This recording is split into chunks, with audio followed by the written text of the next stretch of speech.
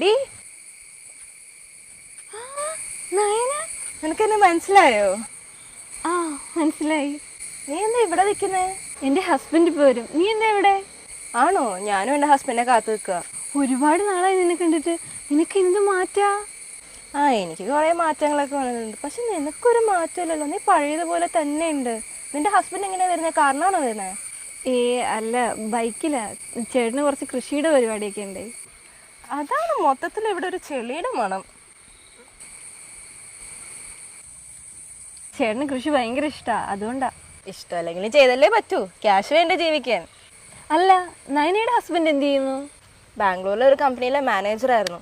ഇപ്പം ഇങ്ങോട്ടേക്ക് ട്രാൻസ്ഫർ ആയി. ഒരാഴ്ച എങ്ങാണ്ടേ ആയിട്ടുള്ളൂ. ഇപ്പം കാറിൽ വരും എന്നെ കൊണ്ടുപോകാൻ. അപ്പം നിനക്ക് കാണാം. ആ, നമ്മുടെ കൂടെ പഠിച്ച ആരെങ്കിലും കാണാറുണ്ടോ? എന്തിനു കാണണം?